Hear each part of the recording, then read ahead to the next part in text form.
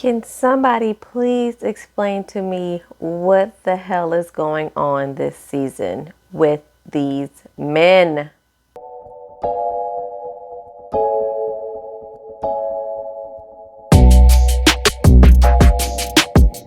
Oh, y'all, let's talk about this episode of Married at First Sight. Oh, this was the most exhausting episode of the season. Might be of all the season I have. Oh my God, this episode was so freaking exhausting. Y'all, we're going to get into it in a minute. Let me introduce myself for y'all who may be new or not subscribed, just visiting. Why you just visiting? Push that subscribe button below. My name is Tasha. I am here to review Married at First Sight, Season 13, Episode 12. Is there someone else? We know it's not, but we're going to play along with the foolishness, okay? Let's jump right in because I have a lot of notes and I'm ready to go to bed. The episode opens on day 33 of marriage. All the couples wake up. Brent shows us the flowers she's gotten from people because of the condolences from little old Baxter last week.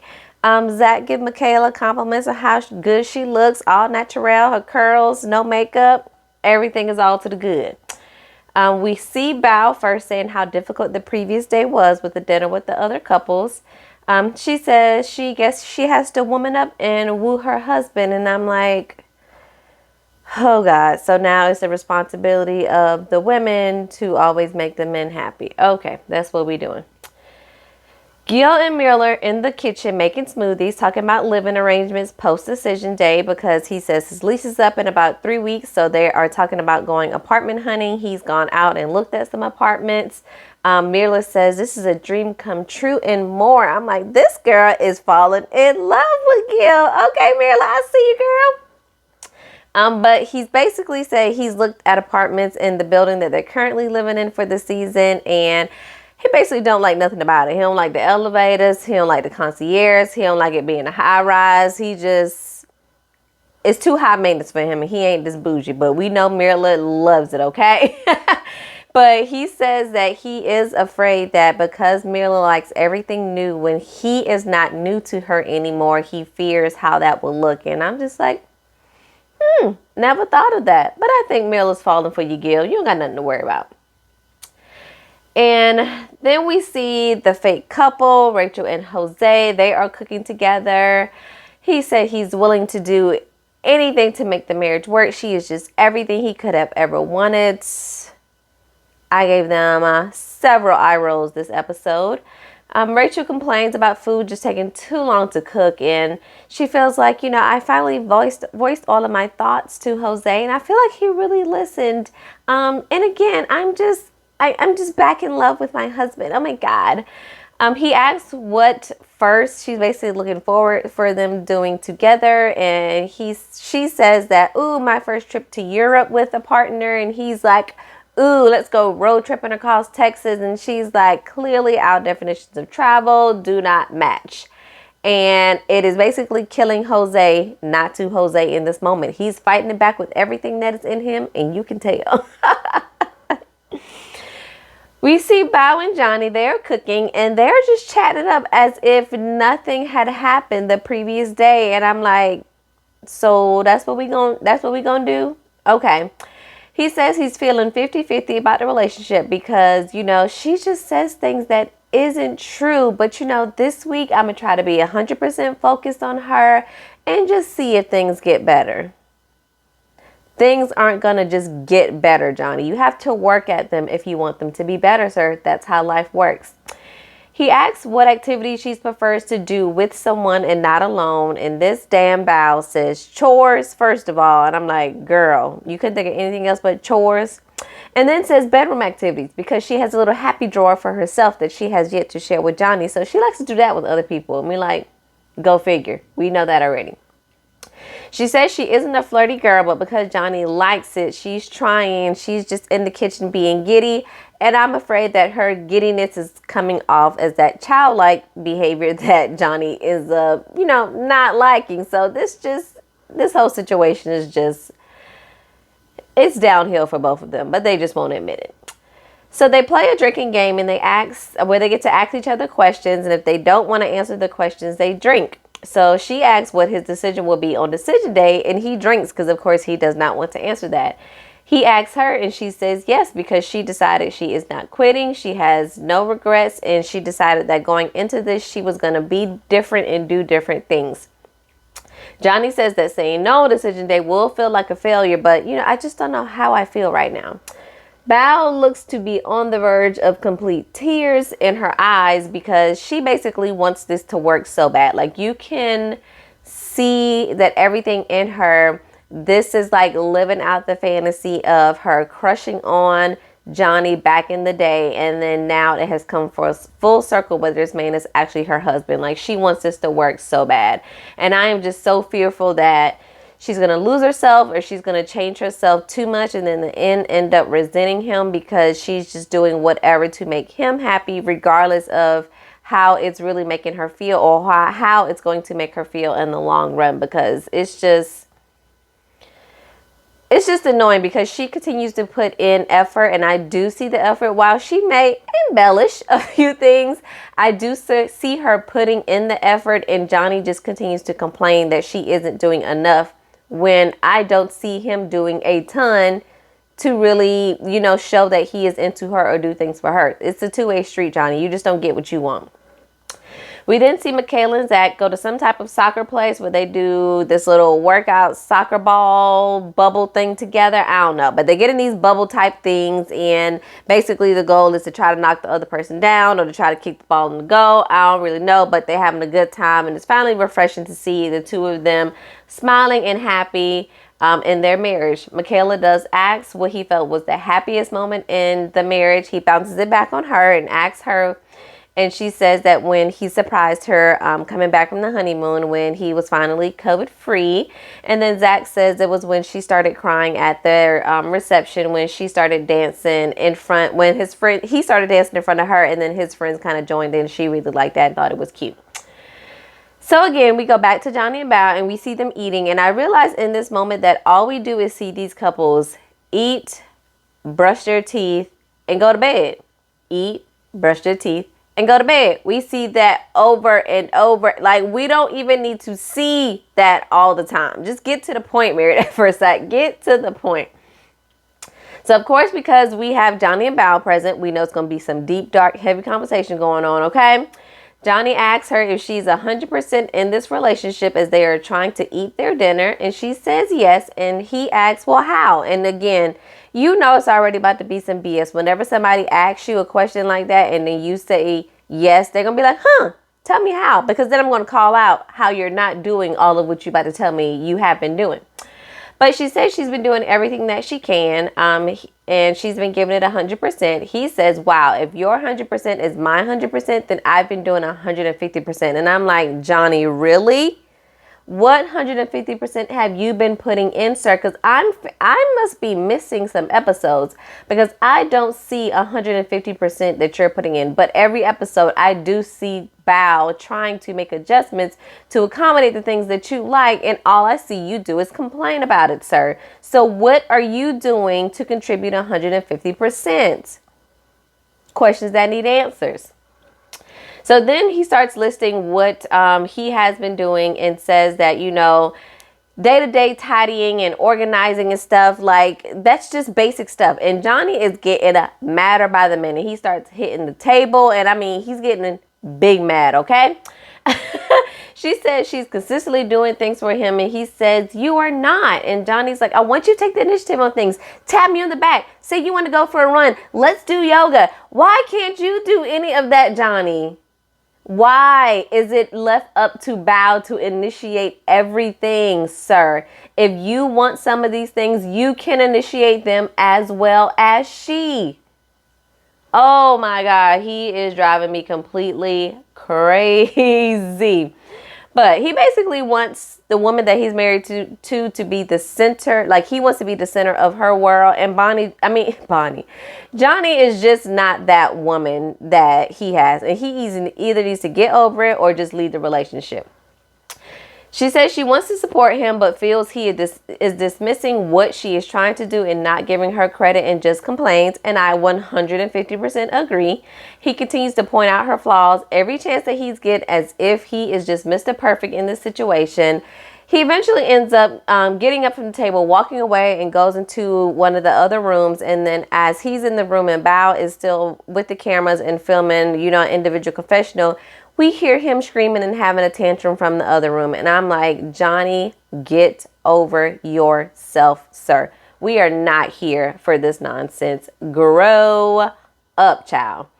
He comes back and says, he hates when they have disagreements like this, and he just doesn't think they are compatible. And Bao says, well, I'm not going anywhere. I'm literally holding on to you right now, as she's holding on to his arm as he is having this meltdown.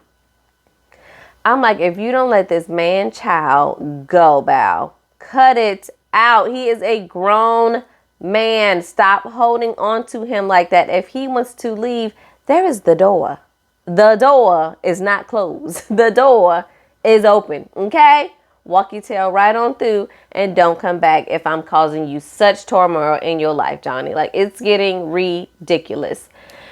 I feel like she's giving a little bit of Paige vibes from last season. She's willing to do any and everything to make this marriage work because she's in it to win it. And I'm like, girls, at some point you have to put yourself first. Like, stop. Just stop. It's just getting on my nerves. But Johnny ends up walking away again, and Bao's just standing there looking stupid at the end of the day. We then see Brent and Ryan, and Brent is going out with drinks with one of her friends. Ryan is at the gym with Zach. She tells her friend that they watched a wedding video together, and for her, it was really sentimental. For Ryan, not so much. It just wasn't that way. She says that things are just different because Ryan isn't into it, and it's been a hard process thinking about where they started and I guess how hopeful everything was to now where they are.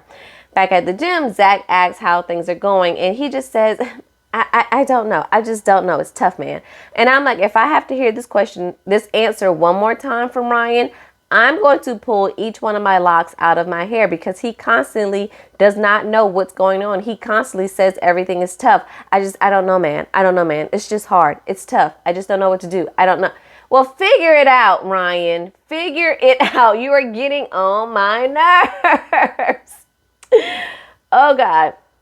Zach asks if he's viewing the marriage as if it isn't going to work, and that's how we'll be going forward, because he says that's something that he had to ask himself after discussing it with Pastor Cal. And, of course, Ryan doesn't know. Go figure.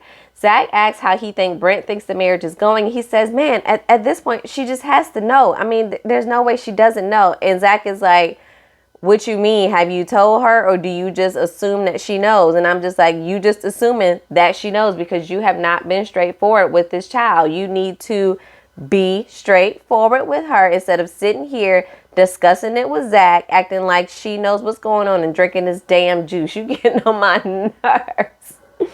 And then we go back over to Brent and her friend. And I just have to say, I couldn't keep my eyes off them dirty ass swings that they were sitting on. The cushions was just so dirty, and I just wanted them to stop.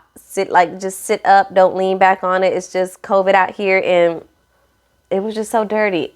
Anyway, that's just me. Let's just move along. But she feels like he is at a point where he just stopped being open, and it affects how they interact with each other. She says she had doubts as well, but she got over them early on, while basically Ryan is just continuing to pull away, and I agree. She says they have similar communication style of avoidance, which is never good, especially when you have two people in the relationship that just wants to avoid conversations. How are you going to get anything resolved if each of you just avoid talking about it? Yeah. Let's figure that out. Let me know how it works. Zach then comes back to say, you have to tell her how you feel. And Ryan goes, I don't know, man. It's tough, man. I just don't know. And I'm just like, if you don't know, how is she supposed to know? How you expect her to do something or do better, or even you for that matter, if you can't identify what it is that needs to happen to change things around? Oh, God. Anyway, we are now 21 days away from decision day. Bao comes to let us know that Johnny did not stay at the apartment last night. Go figure. I am just having a hard time understanding why this has been an option. I guess these past few seasons, but definitely this season we've seen it time and time again. But why is this continuing to be an option where they can leave and go back to their apartments? When you are married, y'all have one house. If you get mad, you go to the other room or you go downstairs. You can't leave and go to a whole nother physical house. I wish they would stop letting them leave, because you cannot do that in real life outside of this experiment. You can't just leave and cool down or do whatever and then come back home. It don't work like that. And that's what I'm saying about Johnny saying he gives 150%, but you don't, because again, we've seen it multiple times at this point that when things get rough and uncomfortable for you and you don't want to talk about it, you leave. That's not giving 150%, Johnny. Then we see Brent, Ryan, Jose, and Rachel. They go do like this type of Ninja Warrior course, and Brent says that, you know, she set this up. And of course, it's because this is something that Ryan would like. And I guess she invited Jose and Rachel so that it wouldn't be awkward with just two of them, because they tend to be awkward when it's just the two of them. But she hopes this will help their situation, and I am doubtful. I know he'll have fun, but he'll basically have fun with anybody. But they do the course, and Ryan does not look amused, but he says he has fun. And I'm assuming at this point that is just his demeanor, because he does act like as if he's enjoying this and he is having a good time, but his face still just looks very blank and bland. Like there's just not much emotion there, so it's hard to read him. But again, he says he's having a good time. I believe he is. And yet again, I think he would have a good time here with anybody. His family, his friends, his sister, his dog, her dead dog, Baxter, a dummy, a wax figure, a blanket. He would have a good time here with anybody, because this is just what he likes to do. So not necessarily having a good time with Brent in tow. Get it? Michaela then goes out to dinner with one of her sisters to give an update on how things are going. She kind of talks about the ups and downs, how they both kind of trigger each other a little bit. She does say she's working on talking about her feelings more instead of acting on her feelings, which her sister's like, wow, I did not expect to see this. She tells her sister that she actually loves Zach. And again, her sister's a bit shocked, and her sister's like, so where's the babies? And Michaela's like, pump the brakes, not so much. But they had a cute little dinner together. Mirla then faces her friend, and her shady friend gets on the phone and said, how's it like living with a frugal person? I said, well, just jump right on in there, friend, huh? Okay, that's what we doing. Mirla says, it's okay, because he's frugal in the areas that I don't mind. In other situations, he kind of just doesn't care, which works for me as well. And then the dog comes to the door, and the dog is drooling at the door. And I agree that I like dogs, and that's still gross. I don't want no drooling dog. But Mirla says, oh, he's just drooling. I'm going to have to wipe his face. And I was like, wipe his face? Mirla, look at you falling for hype. Okay. But she basically tells her friend she's just been trying to really focus on the positives with Gil, because we know that he, in the looks department, bald head and everything, is not exactly what she asked for. But, you know, everything else she says is what she asked for in a partner. But she's just, you know, she's being pretty blunt and honest with her friend at this point. And her friend is being honest right back, which I can definitely appreciate. Telling her that, you know, she needs to care about other people's feelings. She needs to hang out with his friends so that they can get a better feel of who she is, because they talked about Gil wanting to go to, his friend had just recently bought a house and wanting to go and, you know, hang out. And she's like, well, can we meet him at a bar? And I'm like, girl, if he went and got a new house, you're not going to meet him at the bar. You're going to meet him at his house. Stop. All right, we move back on with Johnny and Bao. We see Johnny is celebrating his uncle's birthday.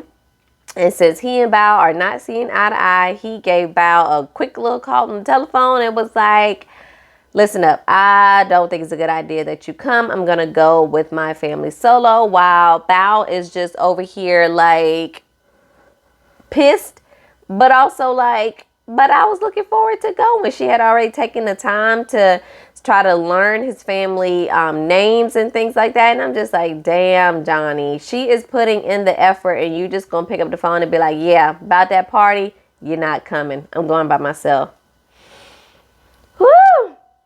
Johnny tells his family when they start asking that he needs her to put in more effort for their relationship and to be romantic. He says that, you know, things like doing the laundry is not romantic. Like, I can do my own laundry. And I'm like, Johnny, that's not the point. The point is, if she doing it, you don't have to do it, right? That is the point. I don't get why he doesn't think just regular everyday activities. There is not going to be something spontaneous and grand that happens every day in marriage, but the little things count. Because you know what I find romantic? Cleaning the bathroom, washing the dishes, coming home and dinner is already cooked, bed already being made, laundry being folded and put away. Those things are romantic to me, Johnny. I don't know what world you living in, but I will take that stuff any day, okay? Any day. Stop it. But the crazy thing is, as he is complaining in this moment about her, she is at home, and even though he has disappointed her and she is upset, she is still meal prepping food for the both of them for the week. I'm like, girl, I would have put poison in it, or laxative, but bow ain't me, and the Lord's still working on me. So he talks one-on-one with his aunt, and he says, you know, he's still trying and he has all these expectations. And his aunt is like, well, maybe you shouldn't have these expectations and it may be a better outcome. He's like, no, I have these high expectations for the person that I am marrying. And basically, he don't like anything about her. And I'm like, okay, Johnny, do we have to just keep saying this over and over again? Yeah. So I basically want Johnny to just say everything that he is saying to his aunt in the moment. Just be straight up and tell all this stuff to Bao. Tell it, lay it on her. It may hurt her feelings, but just say it. And both of y'all just move on y'all separate ways. Because Johnny is looking for perfection, and perfection does not exist. So he's going to be single for the rest of his life. We then see Ryan meet up with his sister to talk about the marriage. His sister asks if she's clean or messy, and he's like, I don't know. And I'm like, Ryan, what do you know, sir? You live with this woman and you can't tell your sister if she's messy?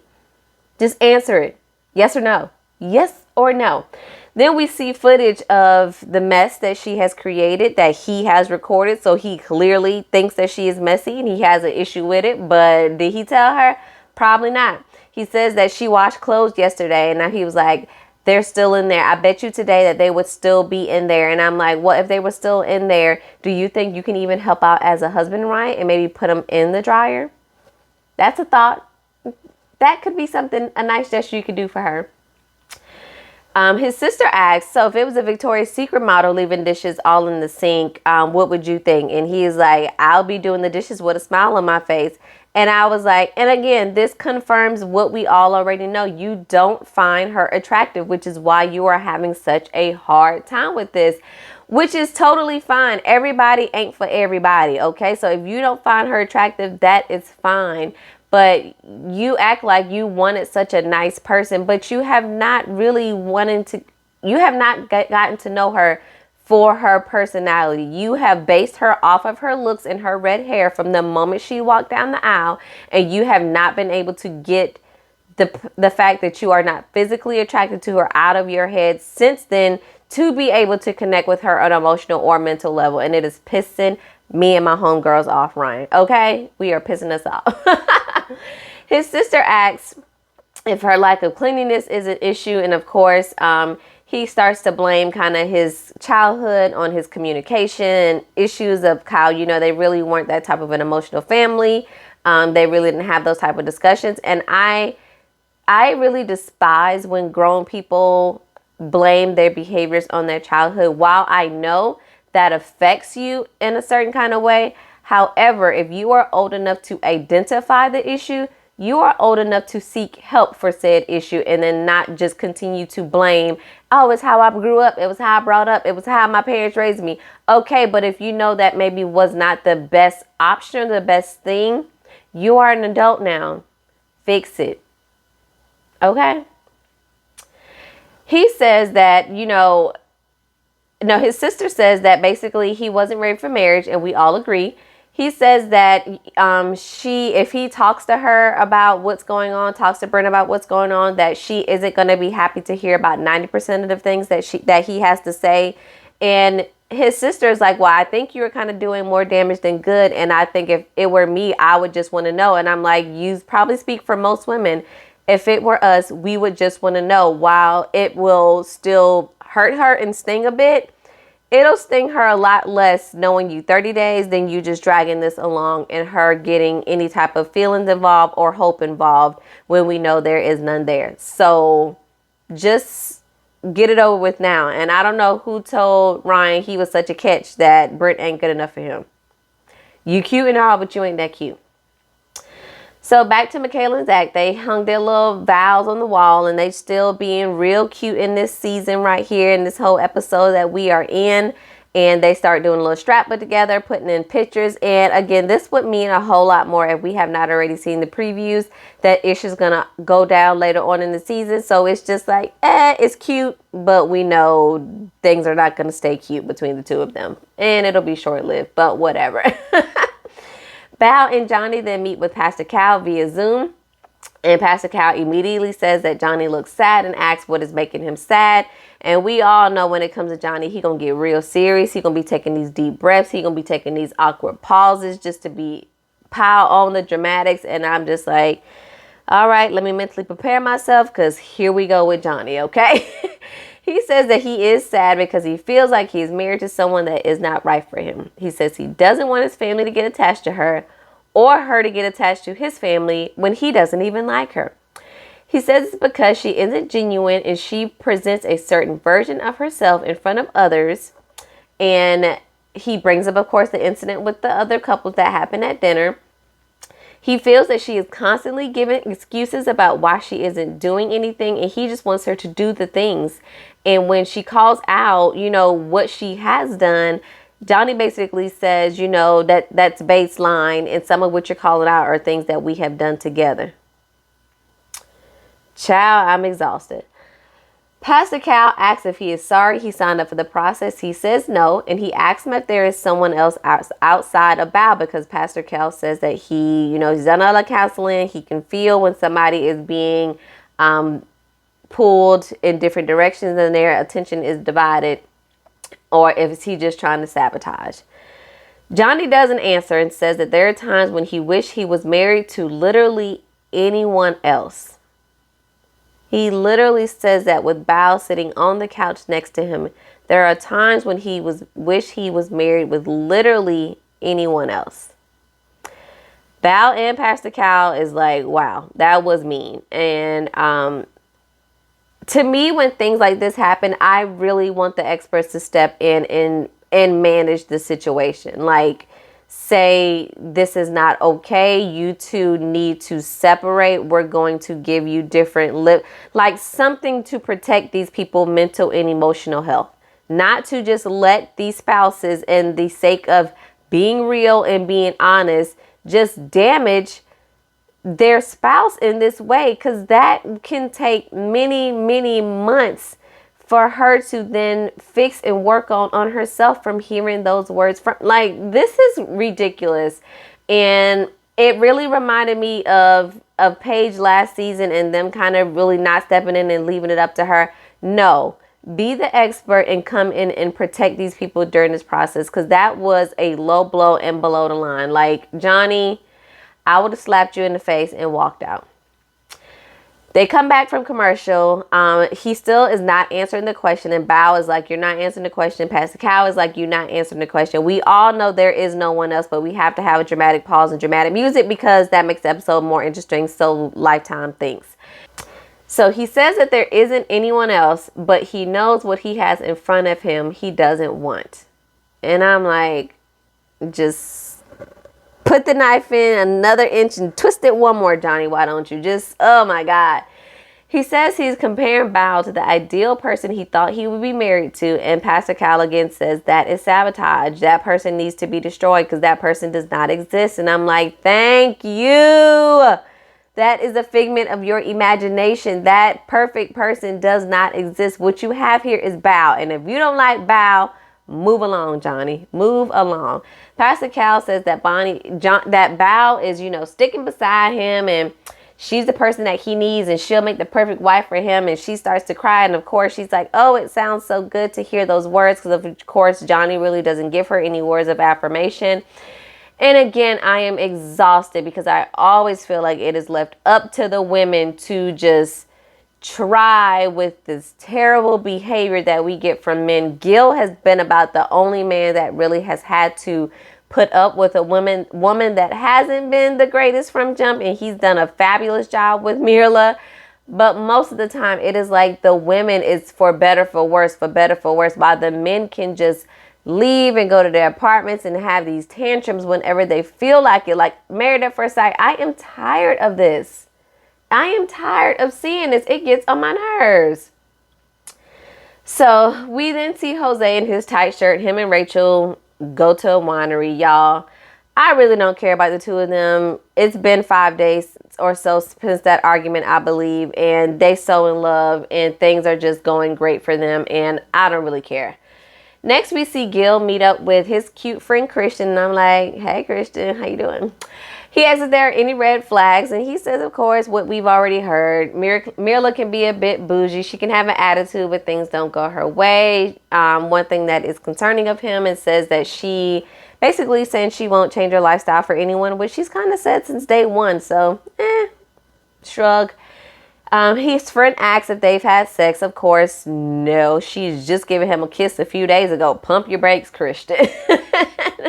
But Gil says, he does not seem to be bothered by that. But he says one thing that has been shocking is her relationship with Hype. Like, we see footage of Mirla walking Hype, feeding Hype, giving him some food off of her plate. And I'm like, look at you, Mirla, with your new little fur baby. You just out here being stepmama fur to your fur baby. Like, I appreciate it. We then see Ryan and Brent. And we see footage of his big ass dog on the table. And he has gotten into the flowers that has been delivered to Brent because of the passing of Baxter. And he's literally on the table eating the flowers. Ciao, white people. Anyway, he says that he needs to talk to her, but he is nervous. Apparently, when they get in this conversation, he's been sleeping on the couch. She's been sleeping in the bedroom. He says that we have to do something because it's killing me, man. It's just killing me. And I'm like, Ryan, you are killing all of us. You are, not her.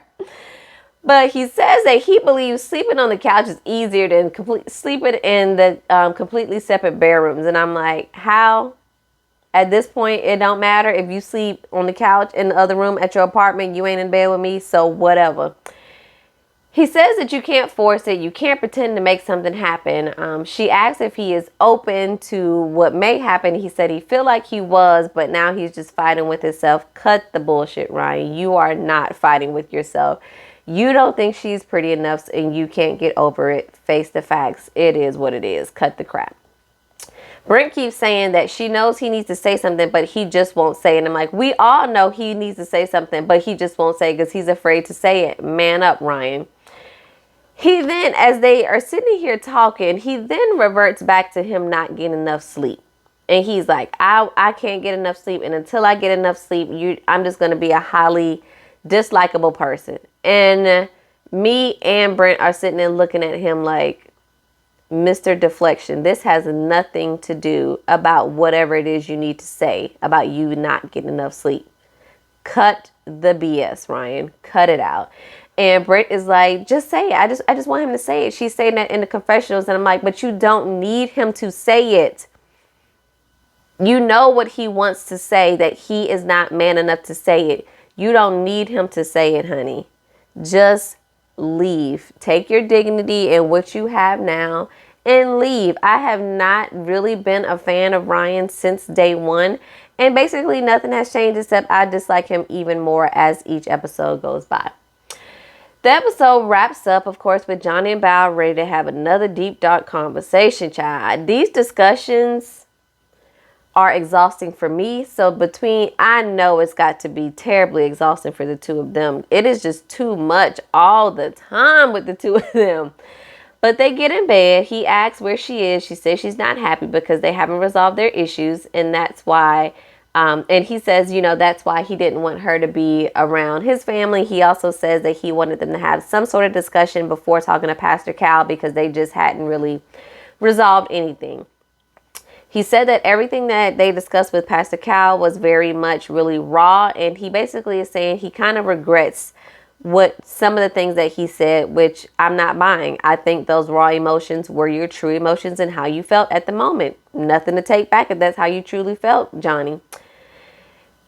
She says that she's been honest and she's been vulnerable as much as she can. And I'm like, you are better than most of us, because most women would have told Johnny, bye, I'm out. Johnny basically says the issue with them is that they have two different recollections of the truth.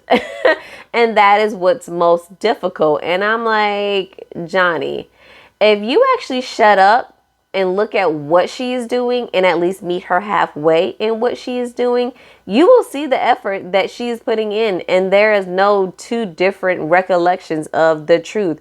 Just because her truth does not match up 100% with your truth, to you, that means it's not true. And that's not true.